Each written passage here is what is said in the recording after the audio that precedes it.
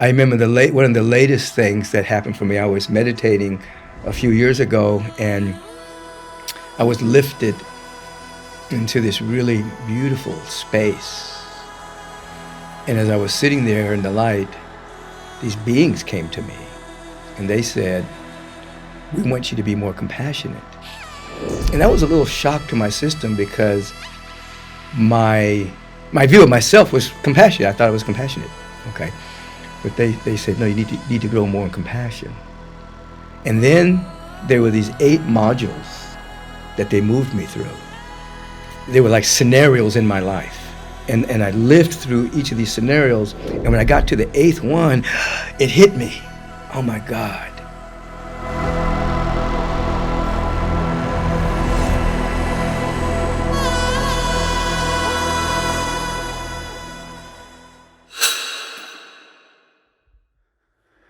All right, Michael Beckwith, welcome to the podcast. What are you most excited about right now in your life?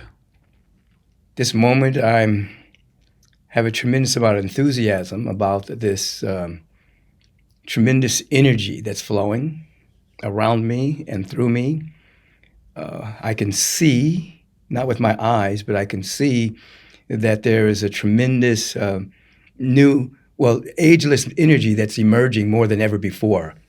The earth has awakened, the frequency is high, and I could see it moving in ways all around the world at this particular time, and I can feel it in myself.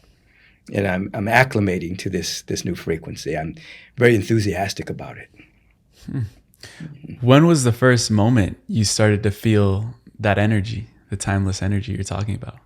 Oh, I began to feel that many years ago when I had my first adult awakening, when I was pulled.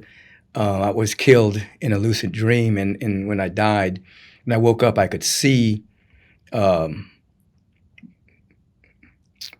beauty that's everywhere in everything, and I could feel the pull of this love surrounding me.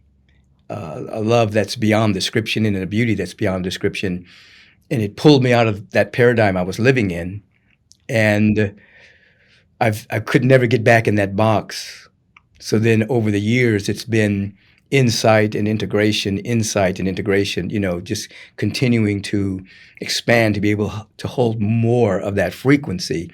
And so recently, over the last few months, there's been another, let's say, up-leveling, another expansion, another carrying of that kind of energy. Yeah. Yeah, it almost seems like a lot of individuals around the world are beginning to sense this energy and start having these little upgrades throughout their life. And I wanted to ask you, it almost seems like we're leaving an old story behind. And, you're one of the pioneers that are unraveling the new story. I wanted to ask you, what are these evolutionary triggers that are going on right now for this new human, new story to emerge in the world right now? Yeah, I've always loved using the word evolutionary trigger. An evolutionary trigger is something that might appear to be negative, but it actually activates the potential within us to allow us to become more ourselves. So when we look upon the world at this particular time, or the planet and the things going on in the world, we see the climate emergency that's happening right now. That's a big evolutionary trigger, because you have approximately 7 years to make a major difference in transformation of how we live on the planet. And so in order for that to occur, it's going to activate potential, collaboration, and vision to actually move to the next way of living on this planet. So it's actually an emergency that allows us to emerge and see the possibilities, and then to walk in that direction. So when you look at the deforestation, you look at the pollution, you look at the fossil fuel usage, you look at all of the systemic issues of the prison industrial system, nuclear war implements, war, things that are really old, from an old paradigm of might makes right. None of it is useful anymore. None of it is profitable. None of it assists anything. And so it's all falling away for those individuals who are allowing this new energy to activate them, everyone's becoming aware that, as I like to say, that the real revolutionaries at this time in human history are those that love, are those who are able to hold the frequency of peace, those who hold the frequency of compassion and generosity, even when it's extremely difficult to do so. Even when the ego doesn't want to do that, those who are able to hold that frequency, they are the true revolutionaries at this particular time in human history that will make the vibrational difference and create the vibrational platform to leap into the next expression of our evolution and unfoldment as a species. Yeah. When learning about the life visioning process, we learned that the visioning part of that is more the connection to our intuition. And I wanted to ask you about your intuition and what are you sensing into this visioning of the future? What are you seeing maybe intuitively or psychically to where this golden age, as we've been told, is headed? Where are we headed as a species? Yeah. There's intuition and there's direct knowing. And so those that are in spiritual practice of prayer, meditation, life visioning, and all other spiritual modalities kind of bounce between intuition, which is the extension of consciousness into time, and direct knowing, which is having a direct insight into what is so. And so there's a bouncing back and forth. So sometimes I'll just know something without a process of reasoning, and sometimes I'll get an intuitive burst of something that's happening in time. And so with the combination of both, I have a tremendous, enthusiastic, adventurous, visionary optimism, that even though we're faced with all of these evolutionary triggers, I see and feel that we will emerge, that humanity will emerge into its next expression. Now, there'll be some individuals that are still locked in fear and worry and separation and will experience anxiousness and anxiety and, kind of be pulled along. And then there are other individuals who are catching a vision, articulating that vision, and then very importantly, vibrating with it. And they will be the individuals that pull everyone else along vibrationally. And the beautiful thing about it is that you don't have to have the majority of people vibrating at that higher frequency, because the highest vibration is way more powerful than the lower vibration. So with a certain amount of people vibrating in the vision, it will pull the rest. And so as I look upon the last 40 years of this teaching being inundated and seeded into the population, that number has increased, and people are coming into this kind of a practice, an intentionality, a visionary way of being. And so with that, I intuit and I see that we're not going to destroy ourselves, even though we can. We're going to emerge in a very powerful and wonderful way. It's not going to be easy. It's going to be difficult for many, but it's going to happen. That's what I see. Because you mentioned that right there, the vision, how it's pulling people. What is this role of pain and suffering in all of that process? Well, the multidimensional progressive universe, which is the outpicturing of the infinite presence. It how it outpictures itself. Everything that we see is an outpicturing of the fundamental order, the harmony and the beauty and the symmetry and the love of God, by whatever name you want to call it. Its nature is the same. Its presence. It's progressive, so it's always expanding to reveal its next level of iteration. So because of that, pain literally and figuratively and energetically pushes us until we're embraced by a vision that pulls us. So if you look at, as I like to say from time to time, if you look at the fact that the earth is revolving around the sun and the sun is moving around its solar system, and that solar system is moving around the galaxy, and the galaxy is moving around the universe, and all those planets. Whenever there's a full revolution of any planetary system, the frequency goes up. It goes up to a higher frequency all the time. So we have to keep pace with that. So if we do not keep pace with that, then we're pushed. If we keep pace with that and we have a vision of possibility, then we're pulled by it. When you're pulled, you're pulled by inspiration. You're pulled by vision. You're pulled by an enthusiasm. You're pulled by ideas. If you're pushed by pain, and it feels like you're just being, oh my God, what's going on? And so in this evolutionary urgency that's taking place, some people are being pushed. They're contracted. They've made themselves smaller than necessary with coping mechanisms, defense mechanisms, fear, doubt, worry, separation, might makes right. I got to be right, ego running the situation. So they're being pushed. Others are being pulled, and you can see sometimes the difference because those are being pulled sometimes have a sense of lightness. They have a smile on their face. It's even though things are intense, there's still a joy there. And those that are being pushed, they're angry. They silo themselves off away from people that they disagree with. So that's kind of how it looks when you look at the display of the world of phenomena in the human worldly realm. Mm-hmm.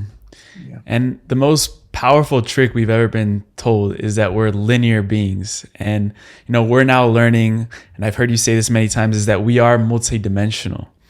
And there's a lot of talk in the spiritual communities of, the world is moving toward another dimension, a fifth dimension, the 5D. How would you explain this whole process of the evolution of the planet through a dimensional process and how you can move and ebb and flow between different dimensions based on your emotions, based on your thoughts, and based on your current state? Well, the planet itself, Earth, Mother Earth, has already moved. Her frequency is already raised. She's already operating at a higher frequency. I mean, the Earth is a living being. It's not. She wants to evolve. She's in it. She's conscious. She's not just dirt and water. She's a conscious being, and she's already evolved to another stage. And those that are harmonizing with that are feeling integrous. They're feeling at one with it. Those that haven't yet, they're feeling a lot of anxiousness and anxiety. So there are multi-dimensions. And so we moved out of 3D, fourth dimensional awareness, emerged, I think around the 60s. There were more people operating in fourth dimension, 60s, 70s, with the understanding of metaphysics and things of that particular nature. Now we're operating at the fifth dimension, and there are more. And so more and more people are having availability to these higher frequencies. And through the constant, consistent spiritual practice, we stabilize and we normalize living at a higher frequency while we're on the planet. So, it's the old statement of being in the world, but being of the higher frequency. This is the vibration of love, to be with your body, to embody the higher frequency. Don't try to, I always teach, we don't want to be ascended masters. We want to be descended masters. We want to bring the higher frequency to Earth.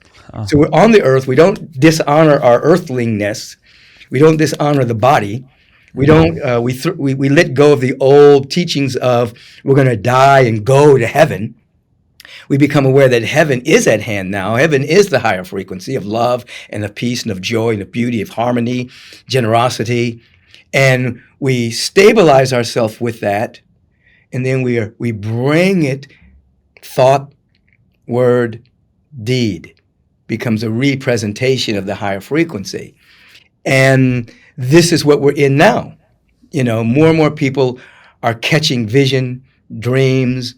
Kids are being born with an awareness that we've moved into a higher frequency. And they don't have the old story of separation and linear consciousness and the earth being inert dirt. You know what I mean? Yeah, they're more awake to that the trees are alive and the flowers are God smiling at us. And the trees are bowing to our divinity and the earth is oozing with livingness, Mm-hmm. And so we're all growing into this awareness, and then the work is stabilization. So it's not just a one-off. It's not just, oh, I had this great insight 6 years ago, and the doors opened and I saw all of this, and then it fades to memory. Through spiritual practice and intentionality, it becomes our new norm. It becomes, this is where we're living, you see. And I dare say this is the movement that's happening right now. And there's also a movement that, Michael, when I look at what you're doing in the world, one of the most powerful things that I believe that you're doing is you're transcending religiosity. You're helping people transcend that realm of being fixed in a belief system that they only have to follow this teacher and that teacher and this system and this church. Like, Agape Spiritual Center brings forth different people from all different walks of life together in communion and helping them connect to that oneness, that source, that universal power that we've been talking about. Yeah. So looking forward, because there's so many people still very fixed into their religious practices and their belief systems. How do you start expanding people's awareness that, yeah, we can get a little bit of this and this teaching and this master, that's a really powerful teaching right there with reincarnation. Oh, wow, this unconditional love thing is really cool. How do you start bridging these together? Well, when we started Agape 37 years ago, we caught the vision. And the name Agape means unconditional love. It's the love of God operating through the human heart. And the idea, and you use the word communion, which I think is very powerful. We sought to commune with the presence. I call it the presence that's never an absence. So this presence, this transcendent presence, is described in every religion. So every religion, as I've described recently, is really is transportation to transformation. And so people that are in fear, and a lot of times the religions are fear-based. God is angry, God has a chosen people, God's going to condemn people to hell, things of that particular nature. So many people have this fear-based or anthropomorphic understanding of God. God was made in the human image. There's an old statement, God made us in his image and likeness, and we've been trying to return the favor ever since. We've been trying to make God in our image, you see. And so we know that the religions, and the word religion means to bind oneself back to the source. It doesn't mean to get stuck in the religion itself. It means the religion, whatever the practices are in that religion, is to bind you back to the source. And so when you come back to the source of all creation and you have an insight, you can keep the religion if you want, because it's like if you're driving your car and you drive your car to wherever your destination is. It's a beautiful car. It's sweet. Everybody's going to the same destination. But when you get to the destination, you're not going to argue over what car brought you there. We're all there. You can say, well, my car brought me. My Corvette brought me there. Oh, my Lexus brought me there. No, it's just a car. Beautiful. You got there. So the religion just helps you get there, but it's not something you to identify yourself with forever, just temporarily. And so I knew that when I had my original insight, it was I could see that. And so the idea is that when you look at the teachings of Jesus, you look at the teachings of the Buddha, you look at the teachings of Zoroaster, Kuan Yin, Krishna, you dive deep into these teachings, there is no contradiction. There's different language, different metaphors, different parables based on the culture and the history of that time, and the country and the point of view, so that the teacher would be speaking to that population in a language and in a way that they could understand. But when you go in and dissect it, you see that there's no contradiction. There's no need to war about anything at all, because enlightenment, awakened consciousness, seeing your oneness with life itself, is described by many vantage points. So that when individuals are stuck in a religion, it's generally fear-based. I always remember this, in the year 2000, when people were nervous, that something was going to happen. And I remember there was a number of great people who had studied metaphysics for years, who had studied the cosmology of oneness and studied the fact that they were at one with God, and they had spiritual practice. And I remember right when 2000 was coming, many of them left and went to a fundamental church just in case. Just in case. Just in case. Just in case Jesus was going to come and get everybody that wasn't. And I remember it was humorous to me. Then a few months later, they came back and they said, wow, we really got nervous. We really got scared, didn't we? And I said, yeah, I have no judgment on it. You had to do what you thought you had to do in that moment. So religion is that which binds oneself back to one's source, but it is not the thing. The thing is the spiritual practices within that religion, the communion and community, the prayer, the chanting, the singing, the whirling dervishes, all of the ways that bring us back to a sense of unity. That's the real deal, you see. So this is why I say, it's a kind of a linguistic convenience to say that he was a Christian mystic, or he was a Jewish mystic, or she was a Buddhist mystic. Because once they come into the realm of mysticism, then the labels drop off. They're just mystics. Yes. They're not a Buddhist mystic. They're not a Jewish mystic. They're a mystic. They realize their oneness with God, you see. They may have gotten there through the practice of Judaism. They may have gotten there through the practice of Buddhism. They may have got there through the practice of the teachings of Jesus. But once they have that insight into their oneness, the temporary labels dissolve. And they're just lovers of God, lovers of humanity, lovers of loving, you see. Yeah. I'd love to dive in that realm of the mystical. Because after going through so many different dissections, as you said it, through different religions, the emergence of that is the mysticism, and understanding that it goes far beyond. In the book, you mentioned that, when Jesus said, don't get caught up looking at the finger if I'm pointing to the moon. I'm not sure if Jesus said that, but one of these religious teachers that's a Zen statement. A Zen statement. Yeah, don't get caught up looking at the finger pointing to the moon. You're going to look at the moon, Yes. Yeah. And so this realm of the mystical, how has that process unfolded for you?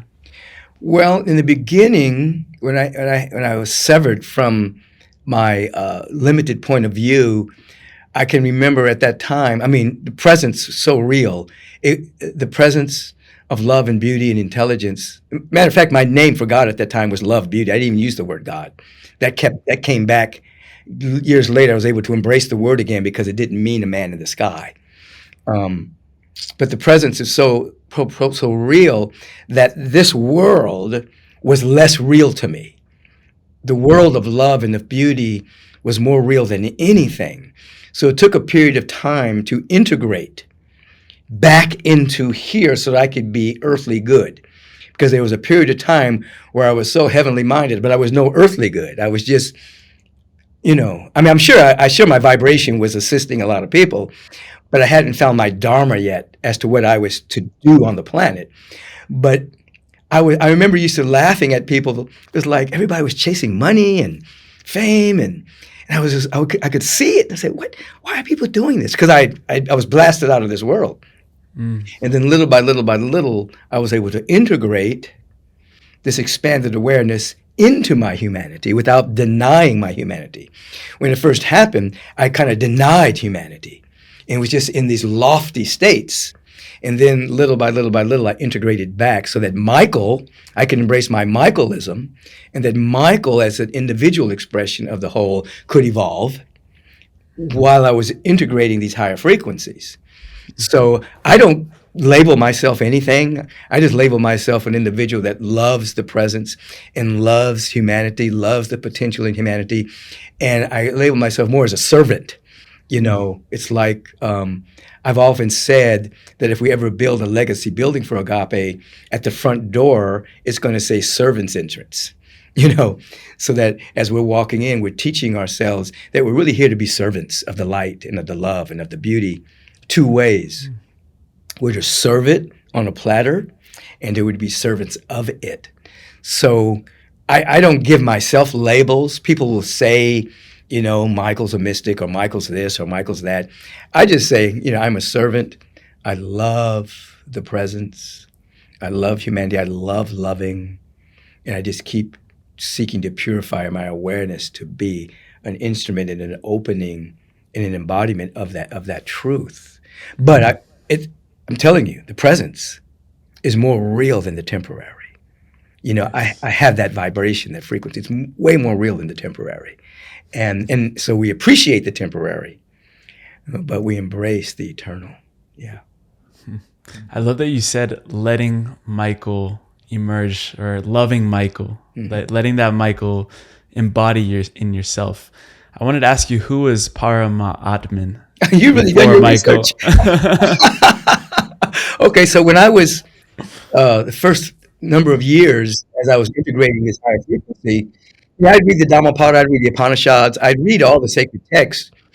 And when I was reading about the Atman presence, when I read Param Atman, which is, it'd be considered like the Christ in us. If you were using the Christian terms, it's Jesus, the Christ.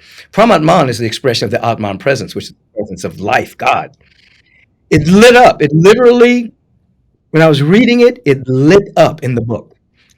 And I said, wow, and I remember reading the Upanishads, and I was reading these sacred texts, and these words would light up, and it was more like I was remembering what I already knew. It wasn't like I was learning something. It's like I knew this. And so anyway, I temporarily changed my name from Michael to Paramatman. That was the name I went by. And I had a little magazine called, I think it was, what was that magazine called? Wow, it may have been called the Agape. I didn't get that far. In my It's like research, didn't go that far. of it somewhere. But I had this little magazine that I was putting out, and it was written by Paramatman, and I was sharing insights and revelations. And this went on for maybe a year, maybe 2 years. And then I realized I was hanging out in these higher vibrations, but I wasn't acknowledging my humanity. I wasn't acknowledging Michael. So I let go of the name and went back to Michael because I wanted Michael to evolve. I speak about him often in third person. I talk about him, even though it's me. And so in that way, I began to face the things that Michael had inherited, thought forms and beliefs that he inherited from his family, his ancestral line, to really go in and do a lot of inner spiritual therapy work to heal, transmute, and integrate things within him so that he'd be a greater vehicle for this light that I was feeling. And so there was a time in my life where I turned my garage into a soundproof room. I had baffles and mattresses and all manner of things in this garage. And I had a chair, a mirror, I had a tape recorder, I had my journals, books. I had all these things. And I would go in there every day. And whatever Michael was going through, I would face it and deal with it in terms of a lot of different kind of inner work. Journal, writing about it in 3 different ways. Michael is, you are, I am, looking at myself in the mirror. I would put people in chairs, mentally see people in chairs that perhaps I saw as an authority figure, that when I thought about being around them made me feel less than myself. And I would sit them in the chair and I would just work on myself to develop and embody and hold this sense of confidence and self-love and appreciation in their presence. I did this deep kind of work. Now, that kind of work is kind of moved into popularity now over the last 10, 15 years. But at the time I was doing all of this, I was just creating it myself, and dealing with anger and turning the anger into affirmations and all manner of work until there was in my humanness, there was a greater embodiment of holding the frequency of light and of love and of beauty. And so then Michael, who has just a very beautiful intentionality, could be more himself. And then I think the latest, there's always stuff, to clear out. But I remember one of the latest things that happened for me, I was meditating a few years ago, and I was lifted into this really beautiful space. And as I was sitting there in the light, these beings came to me and they said, "We want you to be more compassionate." And that was a little shock to my system because my my view of myself was compassionate. I thought I was compassionate. Okay. But they said, no, you need to grow more in compassion. And then there were these 8 modules that they moved me through. They were like scenarios in my life. And I lived through each of these scenarios. And when I got to the 8th one, it hit me. Oh my God. I was so hypercritical of myself that I didn't have a lot of compassion for myself, for Michael. That even though I was compassionate for others in the world, the seeming lack of compassion for myself prevented me from being fully compassionate with others. It was like it just totally woke me up to, wow, stop beating yourself up. Stop being so hypercritical about yourself. You're doing really good. You're doing a good job. You have a high intention. You never try to hurt anybody. You always try to do your best. So that helped me go to another level of compassion. Which it's an ongoing process. But that's integration. That's integration. I hope I'm answering your question. For sure. Would you define this sort of similar to a pre-life review?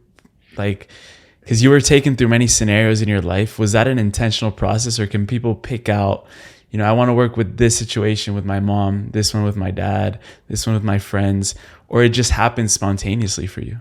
Well, I think it's both. For that, in that particular experience I described, that just happened spontaneously in my meditation practice. But definitely, as we grow and unfold and have spiritual practices, one of the key practices is forgiveness. It's, deep, soulful forgiveness. And so you take scenarios out of your life where there's resentment, there's grudge, there's animosity, there's I'm right and they're wrong kind of consciousness operating. And you bring that scenario up and you have an intention to forgive. And then one of the elements of forgiveness is, as our indigenous brothers and sisters would say, learn to walk a mile in the other person's moccasins. You actually ask to see from another person's point of view. You don't have to agree with that point of view. It's not about agreement. It's just seeing from another person's point of view. That expands your perception. And with your willingness to forgive yourself, willingness to forgive the so-called other, seeing through the other person's perspective, I like to say the sting and the stink of that experience dissolves. And you realize that if you announce to the world that your life is indeed an emanation of the life of God, you can't deny that for anyone else either. Their life is too. And then that opens up your perception, and then forgiveness happens. Now, you still hold the memory of whatever happened. Somebody gossiped about you. Somebody told you a lie about you. Somebody stole something from you. Somebody abused you. Those things may have happened. You still may hold the memory. But with forgiveness, then the sting of that disappears, and it no longer is running you. And you become more and more free, more and more available to the luminosity and the light that you really are. And so whether you call that a pre-life review, what I remind people to do is when you're going to sleep at night, 2 things. Review your life, review the day, and see if you have any annoyances, anything that annoyed you, anything that bothers you, anything you might be holding on to. It might be even minor. Somebody cut you off in traffic, or you overheard somebody saying something negative about you, or you perceived that somebody was saying something negative about you, whatever it was. You don't go to sleep with that. You don't do that. Don't let that go into your subconscious mind. You forgive it. You let it go to the best of your ability, you see. And then I tell people the Tetris effect. That's a Tetris effect means that whatever is the last thing you see before you go to sleep when you're sleepy, and the first thing you see when you wake up in the morning, when you're not quite awake, when you're in what is called the hypnagogic state, goes directly to the subconscious mind. There's no filter. When you're conscious, you can filter things out sometimes. So you do your forgiveness. It doesn't have to be hours of forgiveness. It's just reviewing the day very quickly and forgiving it and letting it go. And then the last thing you see or say before you go to sleep, you want it to be affirmatory.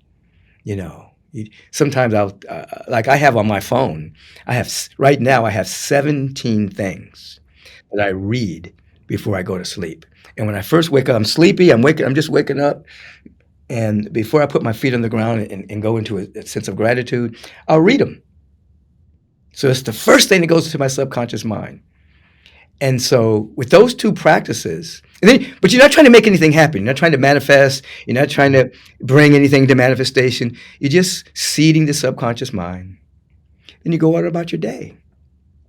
And things start to clear up emotionally and mentally.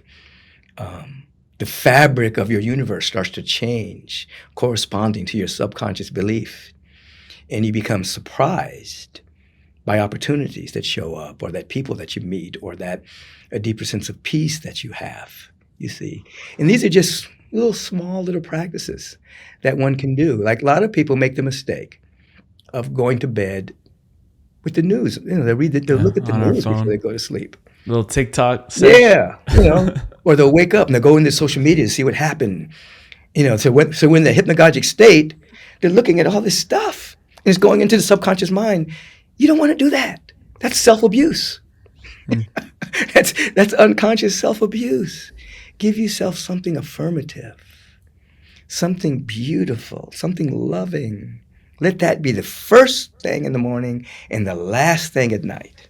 Yeah. What is one thing that you've told yourself about yourself that has changed your life the most? In the beginning, and it still stays with me, I used to always say, I want a peace of mind. And there's a quote in the Bible that says, I want the mind in me that was in Christ Jesus, who being in the form of God, thought it not robbery to be equal with God. That particular scripture has always caught me. So I always invite myself to be the light of the Christ. Now I know the Christ is a title, it's a state of consciousness. It's not Jesus' name, It's actually a state of consciousness. It's the same as the Buddha. It's the same. The Buddha consciousness and the Christ consciousness are the same thing. So I tell myself peace of mind, and I want to be the light of the Christ, which is what? Which is love, which is compassion, which is beauty, which is generosity, you see. So I open myself up to that. And then the consciousness of the lilies of the field, which is the consciousness of the feeling tone of having all of my needs met. It's not materialism, It's just a knowing that all of my needs, all of my legitimate needs are being met with ease and with grace and with dignity. And I do not have to have any anxiety or anxiousness about that. Even if I can't see it physically, I carry the feeling tone and lean into the feeling tone of that truth. Yeah. I love that. Thank you for that. In school, Michael, we are taught and we're fed a lot of different laws, whether they be in physics or math. There's a lot of laws that we are taught, but you've taught a lot of universal energetic laws that we can start understanding to navigate this energetic world that we're a part of. Maybe we only see physical bodies. Maybe we only see the material. We only see the matter.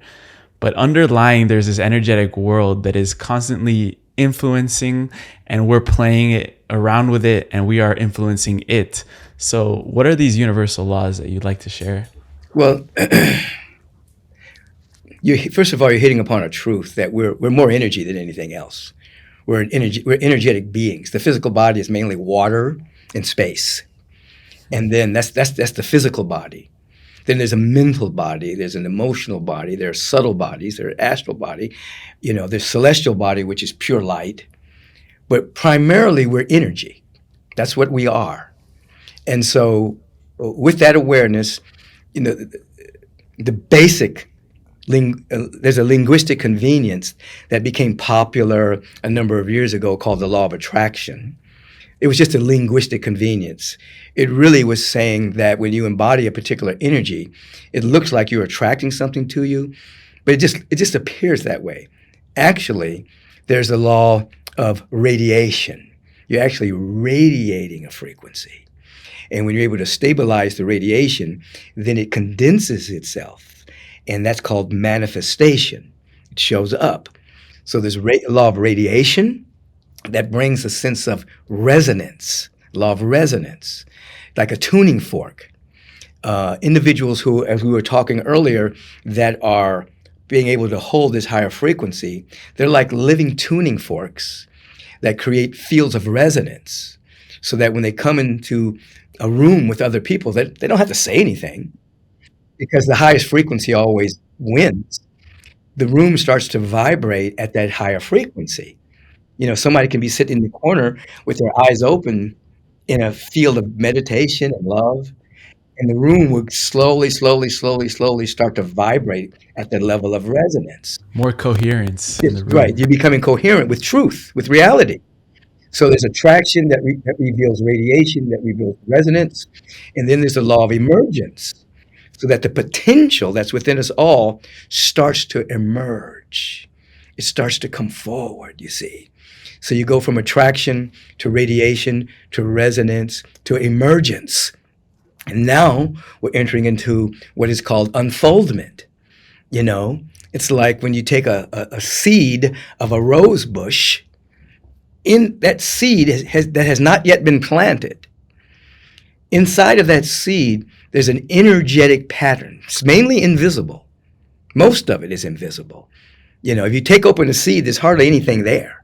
But it's mainly an energetic pattern.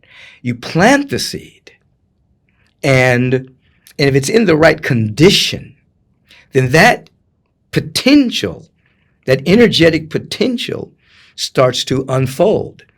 It's already there. We don't create it. The farmer doesn't make that happen. It starts to unfold from the invisible, the implicate order, to become the explicate order. It starts to unfold. Roots, and then shoots, and then the plant emerges. And then it becomes its highest potential. It blooms. It comes into full bloom. It creates more seeds. And those seeds do the same thing until you have a garden. But it started with one seed unfolding into its glorious potential, you see. So evolution is that which happens in time in the manifest realm. Unfoldment is the idea that's already exists. It's already existing in an invisible, energetic way. Conditions right, it becomes visible. So going back to your earlier question, in terms of what's happening on the planet, there's an unfoldment taking place because the condition is becoming ripe, because there's more and more people practicing in spiritual practice, higher intentionality, seeking to become better versions of themselves, releasing themselves from gross materialism, might makes right, separation via hate. There's a vibrational condition being created, so that which is within us already is unfolding because the condition. Now here's the beautiful part. As spiritual beings having a human incarnation, we are simultaneously the condition and the perfect idea. The seed has to be placed in the condition, has to be placed in soil, has to have water, has to have nutrients for it to unfold. We create our own condition. When we sit and meditate, Right. when we sit and pray, when we sit and affirm, we sit and establish intention, we clear up our awareness, we become the vibrational condition for our own unfolding, which takes us out of being a victim to circumstance and being a transformational agent in our own life. Yeah. Yeah, the reason I pointed to my head is because I realized that you're saying we're creating our own conditions through thought and emotion. So how can people leverage those two gifts that we have, the ability to feel, the ability to think and be self-conscious, Yeah. to create a condition around us that's nutritive to this code of potential that we're supposed to become, maybe as a destiny or maybe as a soul path. Yeah. Destiny is good. Well, it's taught in certain religions that we're the image and likeness of God, but no one ever has taught what that means. So people think, oh, I'm the image and likeness of God. I look like God. You know what I mean? Even though the presence is Let me just grow a beard real quick. Yeah, even though it's formless, people will then make an image. Oh, I'm the image like this God. That's not what it means. It means that we share a faculty with the presence. And that faculty is we can think independent of a circumstance. So there's conditions, there's circumstances, there's situations, there's interpretations of things that have happened to us. We can actually think independent of that, which means right now as we're talking, someone can be listening to us and they may be growing through something. Maybe they have an illness. Maybe there's some financial difficulty. Maybe there's some fear. But in this moment, they can begin to think at a higher frequency. So they're thinking independent of the circumstance. They're not just thinking about the circumstance. They're thinking independent of the circumstance. They're thinking of potential. They're thinking of possibility. That is how we create the vibrational condition. We don't deny that there's circumstances going on, but we begin to think independent of that circumstance. That's where the vision comes in. Without vision, people perish. You think independent of it. Then what do? Then you feel independent of it. You start to develop a feeling tone of the possible. Now, the water in my body is starting to be codified with that feeling.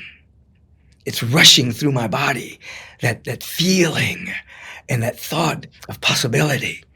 My immune system is becoming balanced. My blood pressure is becoming balanced. My coherence of my brain is becoming more, the hemispheres are becoming more in integrity with each other.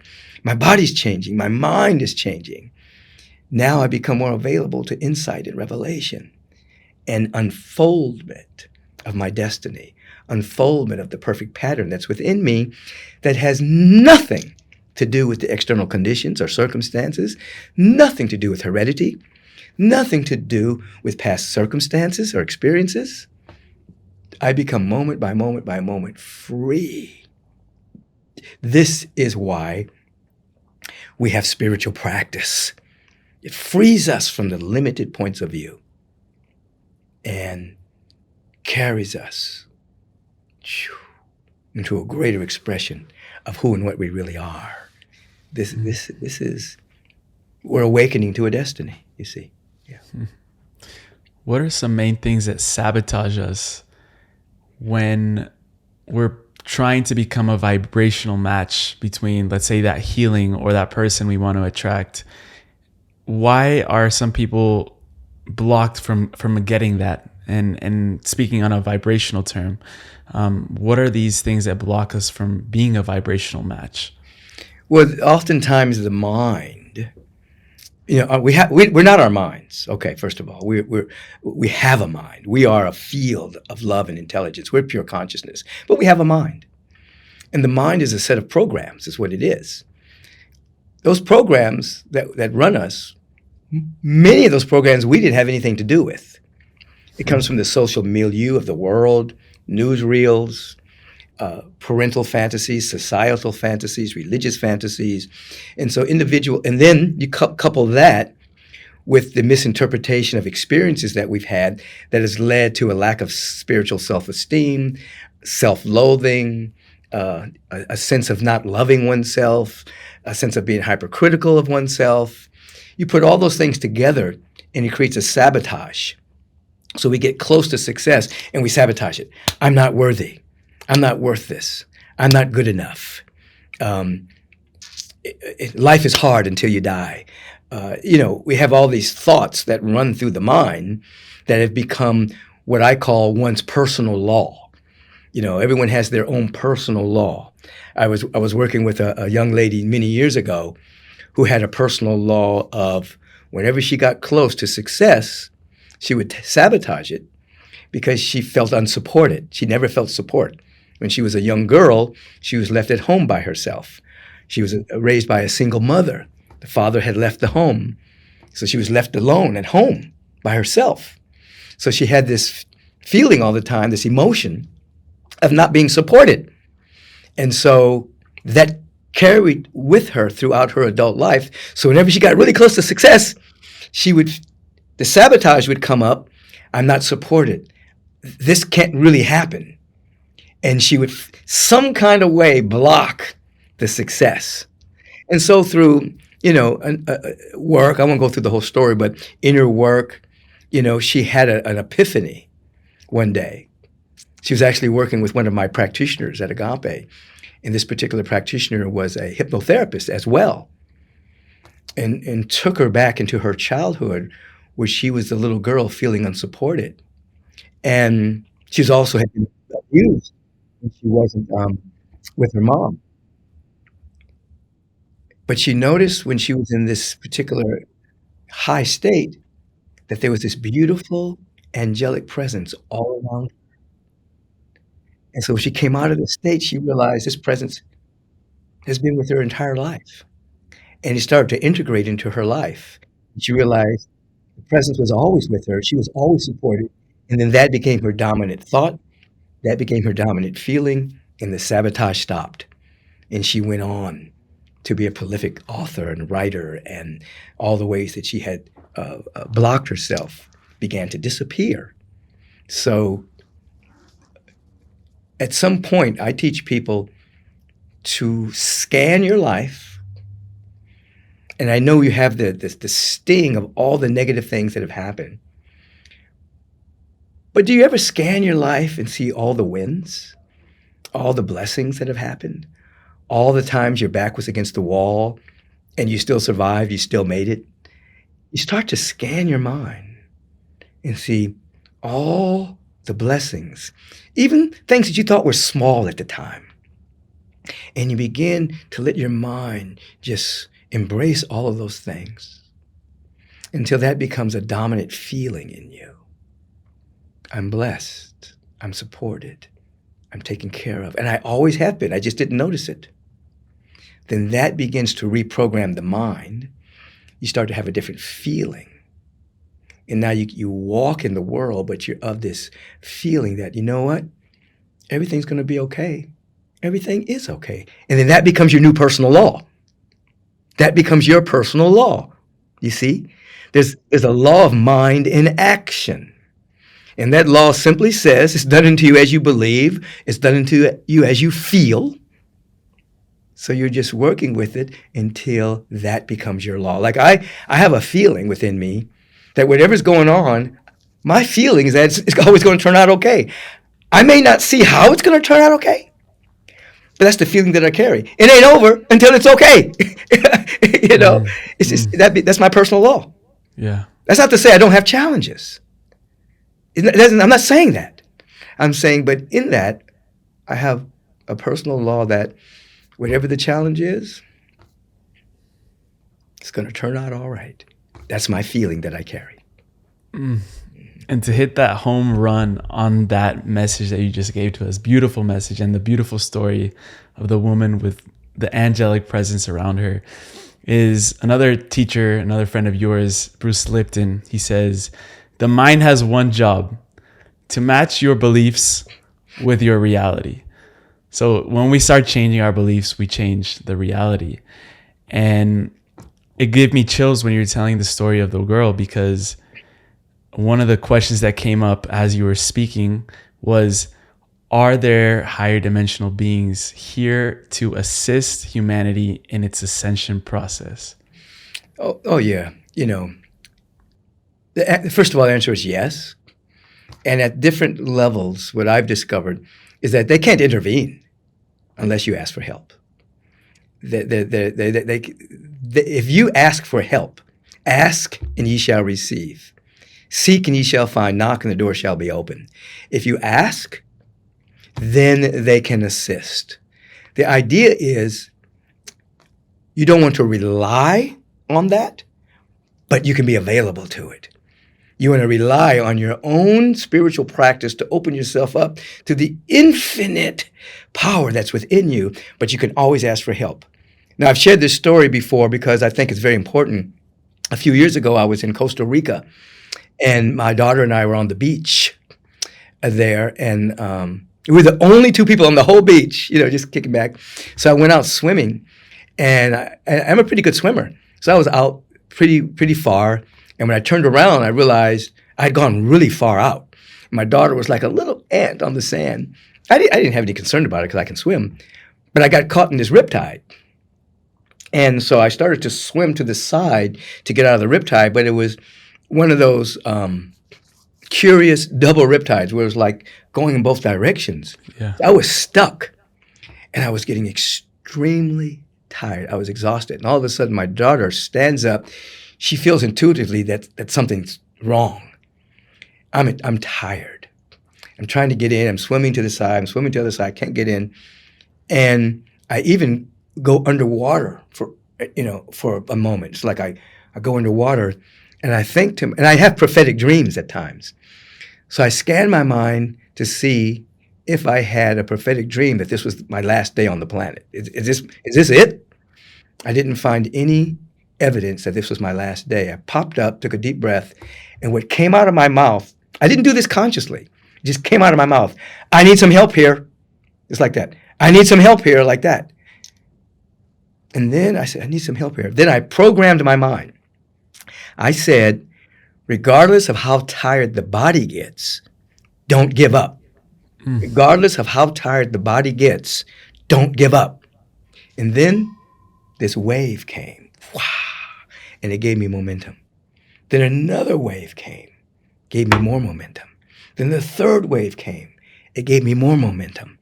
So now I have momentum. I'm still tired. I'm still exhausted. Still took me a long time to get in, but I have momentum. I'm going. I went through the space where the riptide was, and now I swam in. I got to the sand. I laid on my back. My chest was, and my heart was beating under my chest. It took me a long time to recover.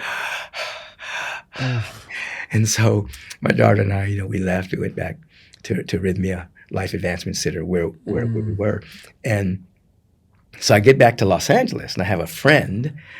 She's a very close friend of the family, and she's a medium. Is what she does. And so I was telling her about the experience, and she said, "Do you mind if I look into the experience?" I said, "No, go look."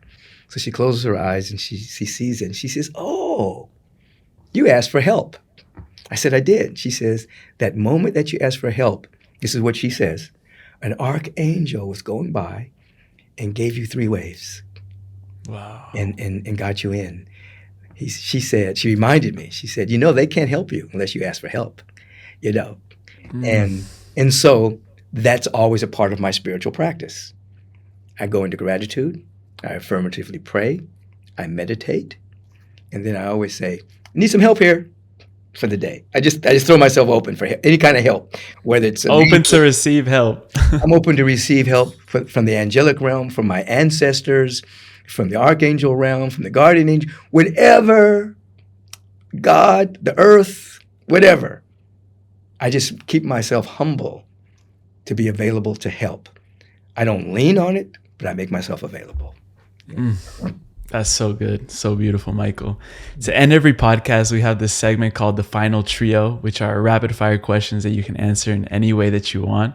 Before we get into that, I want people to connect with you even further. Where would you send them to connect with you? A couple of places. One, if you want to experience the Agape International community, we have 3 services on Sunday, every Sunday. We have a meditation service. I teach meditation at 6:45 a.m. Pacific time.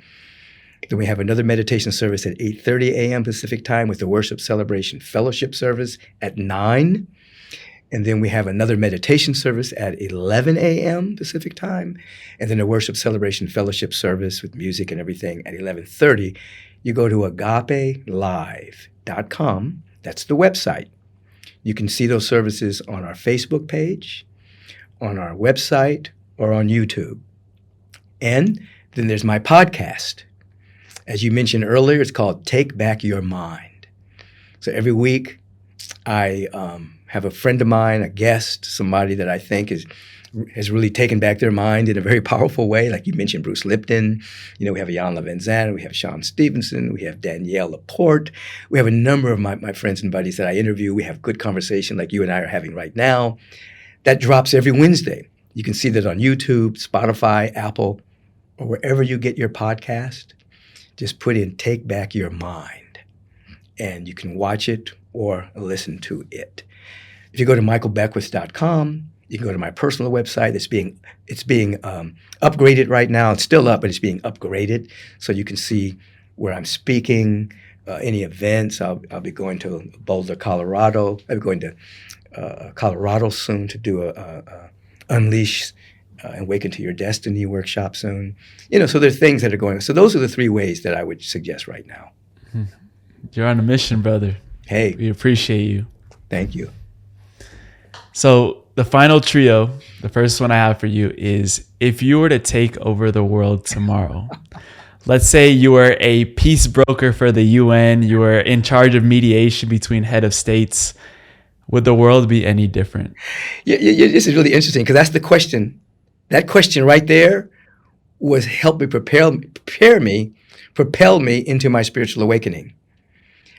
I had just moved back to Los Angeles. I was attending Morehouse College, and I had started the Harriet Tubman Prison Committee. We were working to get prisoners rights and money for the work they were doing in prison. I mean, I was a revolutionary guy. I was 18, 19 years old. And I moved back to Los Angeles. I was a part of this group that wanted to change the world by any means necessary. And we were a revolutionary group. I was sitting in a meeting, Emilio, and this voice said, if you were to take over the world tomorrow, would it be any different? And I looked back to see who said it, and there was nobody there. I continued with the meeting. The voice said it again. This time it came from within here. I looked around the room, and I realized I could see this man's pathology over here. He always had to be right. This person always had to take credit for something. This person was territorial. This lady, you know, she was always trying to control people. I could just see all the pathology. And I realized if we were to take over the world wouldn't be any different. So I never went back. I enrolled in USC, psychobiology major. I was going to go to med school.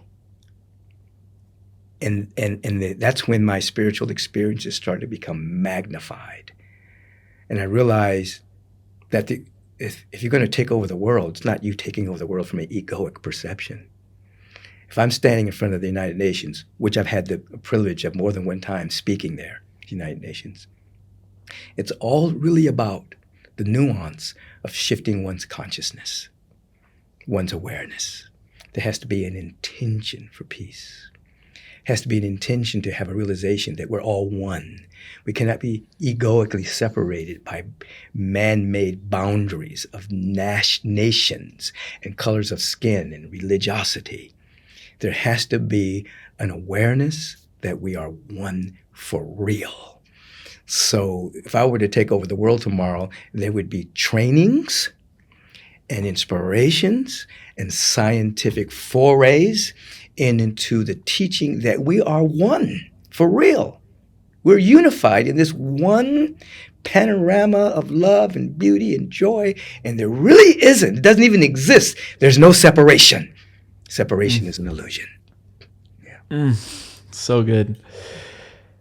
The second one is a little bit easier than that one. It's, what is the purpose of the human experience?